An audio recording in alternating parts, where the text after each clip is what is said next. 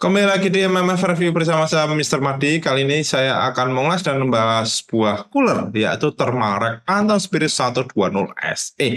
Yang digadang-gadang cooler ini adalah salah satu cooler budget murah di harga 500.000, sudah mendapatkan performa yang cukup tinggi.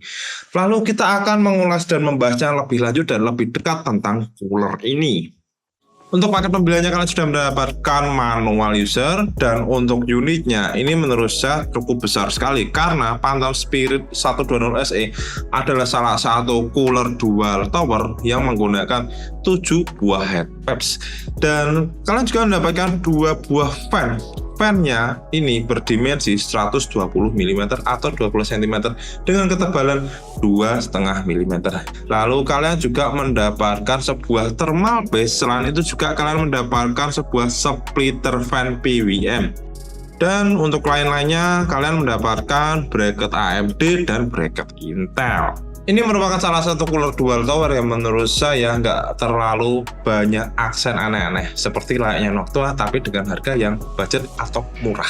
Phantom Spirit 120 SE memiliki dimensi dengan ketinggian 154 mm dengan lebar 125 mm dan panjangnya 110 mm. Dengan memiliki berat 765 gram. Untuk head pipes-nya ini terbuat dari tembaga C1100 pure chopper dengan balutan nickel plate. Jadi untuk heatsinknya terlihat shiny, itu bukan krom-krom yang biasa ya. Ini adalah lapisan nikel.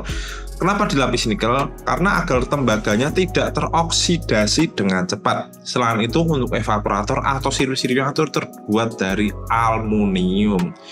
Udah cooler yang gede, shiny, dan bagian atasnya top covernya ini nggak memiliki top cover aneh-aneh.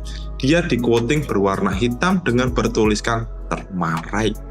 Heatsink ini tidak sepenuhnya center di tengah karena untuk heatsinknya itu agak condong ke kanan, sedikit ke kanan. Kenapa? Karena heatsink ini dibuat agar tidak terlalu berdekatan dengan GPU. Ya, ini idenya cukup brilian sekali sih sebenarnya. Untuk fan paket pembeliannya, dia menggunakan tipe TLC12B V2. Fan ini memiliki speed sekitar 1500 RPM, kurang lebih 10%, dengan noise besar 25,6 dBA dan airflow-nya 66,17 CFM, air pressure-nya sebesar 1,53 mmH2O. Dan untuk fan-nya dia menggunakan bearing tipe SFDB bearing, dia belum menggunakan dual ball bearing. Menggunakan teknologi AGHP generasi keempat. Ini adalah salah satu teknologi anti-gravity head pipes atau inverse gravity head pipes. Untuk penyerapan panasnya lebih baik dari HDT. Selain itu untuk milling bagian base-nya itu sangat rata sekali. Berikutnya kita akan mengetes untuk cooler tersebut menggunakan 2 buah preset, yaitu preset default dan PBO custom. Untuk PBO custom kita menggunakan preset open limit untuk TDC, EDC, dan PPT ya. Lalu untuk maksimal temperatur kita akan set ke 95 derajat Celcius.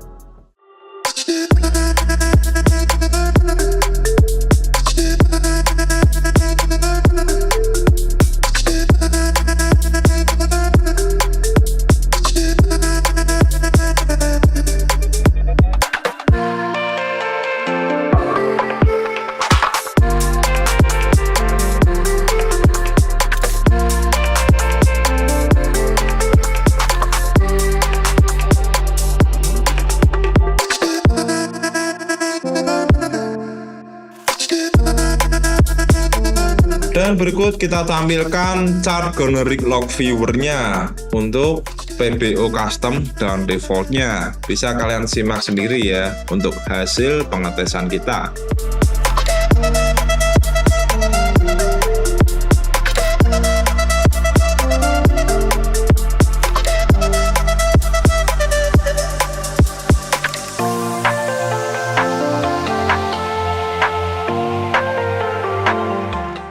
Sebenarnya untuk cooler ini nggak semua orang menyukai juga sih, karena untuk cooler ini memiliki masalah tentang clearance RAM. Untuk yang seri Royal Mic itu setahu saya coolernya agak ke belakang finnya, jadi agak mundur ke belakang. Sedangkan untuk yang Phantom Spirit ini tidak, tapi dia hanya agak minggir ke samping. Kalian harus merelakan fan yang di depan itu kalian pasang di bagian belakang. Ya mungkin itu salah satu kekurangan dari Phantom Spirit ya. Karena ya namanya produk pasti ada plus ada minus. Jadi tentukan sendiri. Ya kalau plusnya ini murah, performa bagus, dan menurut saya ini udah memiliki 7 head pads dan 6 mm head pads. Ini merupakan salah satu cooler dengan sepertiga puro kabupaten di harga 500 ribuan yang dapat menghandle prosesormu yang panas itu. Jadi kalau misal kalian pengguna i3 12100F ataupun 6100, kalian membeli cooler ini tidak ada yang namanya mubazir, karena ini adalah suatu invest di mana kalian menggunakan part lama tapi menggunakan prosesor part lama, tapi menggunakan cooler terbaru yang harganya murah dan performanya lebih bagus. Itu merupakan salah satu investment di mana kalian mungkin next ke depannya akan membeli prosesor yang baru dari Intel Gen 6 mau ke AM5 ataupun ke 1851. Kalian nggak perlu lagi beli bracket, jadi ini sudah support. Ini namanya invest. Ya, kalau ini bener-bener real true invest karena harga murah, support bracketnya.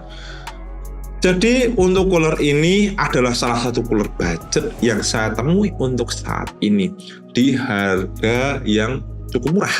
Saya Mr. Madi, sampai ketemu di beberapa ulasan video review selanjutnya.